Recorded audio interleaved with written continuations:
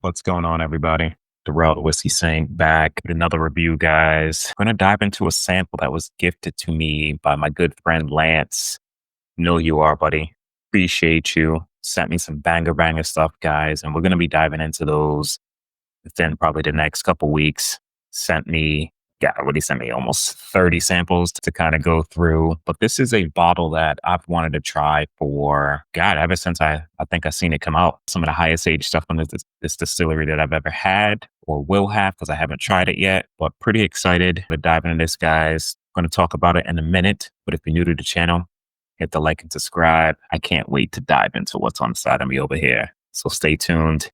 We're going to kick this off. Cheers.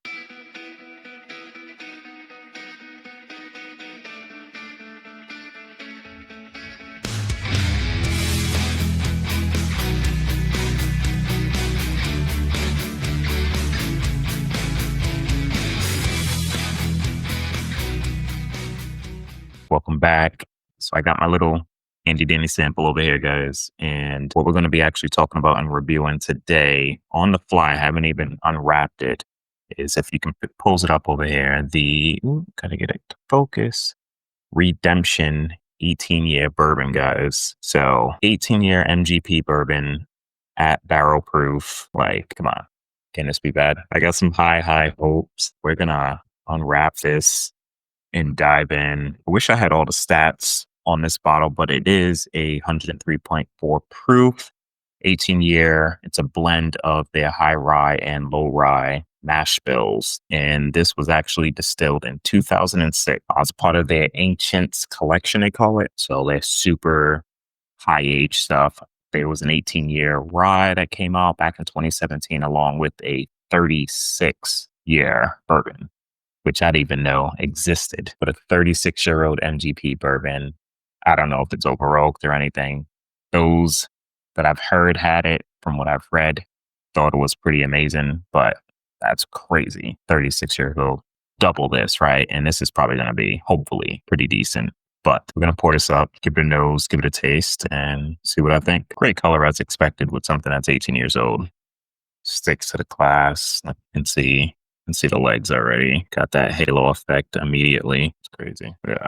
It's going on the nose, guys. Cheers. Man, on the nose, this comes across proofier than 103. Like, I'm actually getting some like ethanol right there, which not blowing me out, but like it comes across as if it was maybe 110 to 115 on the nose. So dark though. You're not getting that quintessential like graham cracker, like citrus orangey punch that you kind of get on some of the MGP nowadays. You can tell this is from a different era, right? 2006, 19 years ago. It's when this was, but it's that profile that I say we, but I'm saying I really love. Just super dark, rich, nice oak. It's that sweet, funky oak. Yeah, just that wet Rickhouse funk. Okay, enough nosing. Let's get in for a taste. Super delicate on the tongue. Back down to what that natural proof kind of comes across as, right? That 103. Like, you could definitely tell that. Like, I'm not getting that 110 to 115 that I got on the nose, but super viscous on the palate. Like, it just coats the mouth, right? 103 proof seems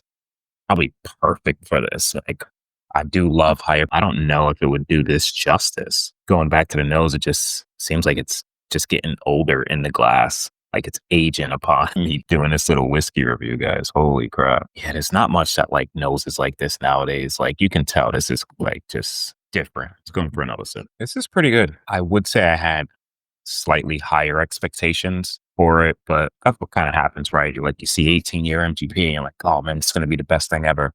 It's really good. I do get a slight, I'm going to say bitter note, right? But I guess that's kind of slightly expected, right? With something that's, north of 15 years in the barrel. Like, you do get a little bit of that bitterness on the back of the palate, but I don't mind it. Like, I'm a sucker for oak. You can give me all the oak. Like, it takes a lot for something to be really over oaked for me. I don't even know if I've had something that I felt was too oaky to date, to be honest. With that being said, though, it does give that slight bitter note, but the flavors are nice. It's just dark, rich, nice chocolate, vanilla, none of that real like citrus. Like I mentioned that you get off the newer profiles of MGP, but this reminds me of something that I've had, trying to think of the specific bottle. Like there's notes of, and it may be the Remus 5, right? Like you do get them on like the Gatsby's at similar eras. I think those are a little later, like 2009, I think, or maybe 2010 actually, somewhere around that range. But I want to say there was a good amount of 2006 in the Remus 5, and I could be mistaken. I finished that bottle a couple years ago. There's something in this that reminds me of a couple of the notes that I got off that. And that one I do remember being really, really good. I wish I had more bottles of it, but really didn't know what I had at the time. I think that was a 2020 release, I believe, or 2021 release, the Remus 5. Might have been 2020. That's like right when I got into like bourbon, guys. Always been like a whiskey guy, but kind of really dived down that rabbit hole back in like 2020 when I met Jeff and Kelsey. The rest is history from there, but I wish I knew really what whiskey was at that point. Let's take one more sip and we'll kind of break this down a little bit more. That's just a very, very crushable bottle. Although if I owned one, I wouldn't crush it because retail is $400 for the bottle, which is pricey, but it is, I don't want to say worth it, but like I wouldn't be mad, right, if I purchased this and got this quality out of it, should I say, right? Like it's a bottle I could see maybe somebody making a purchase once, but maybe not making it again after that, kind of more of an experience pour like, hey, I got it. I own it. I can dive in every now and then, right? And enjoy this whiskey, but may not just go buy a backup, right? Because of that price point.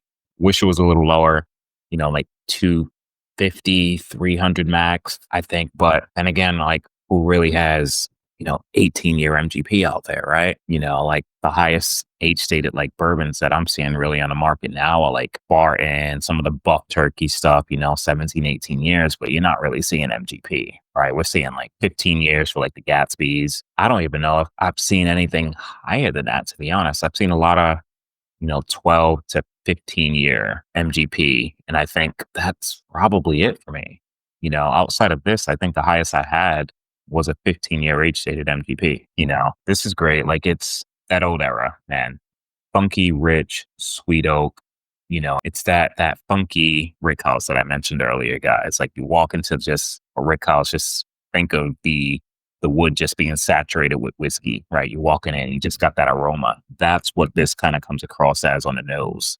It's just rich, funky, oaky, a lot of depth. Like I haven't twirled in a bit and you can still see, the legs kind of falling down on this. Like this thing is super thick and viscous, coats the palate, lovely. Wish it wasn't. The only con I would say is just that slight bitter note, on the back of the palate. But that's very, very, very small. Very, very small. Very good whiskey. Very happy to have tried this. Would I actively search for? Probably not.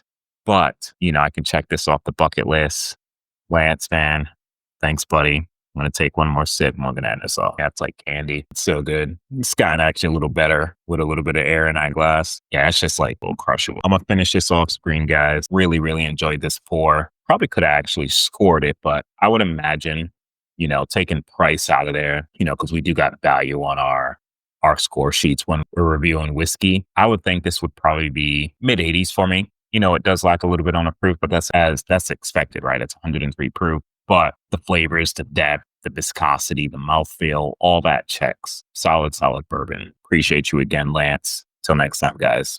Cheers. Thank you for watching Hello Again, Whiskey Friends, everybody. A big shout out to our amazing Patreon community. If it wasn't for you, we couldn't continue to produce the content and barrel picks week after week. And for everybody else out there, be sure to hit that like and subscribe. It really helps the channel more than you know. And we'll catch you on the next one. Goodbye, everybody.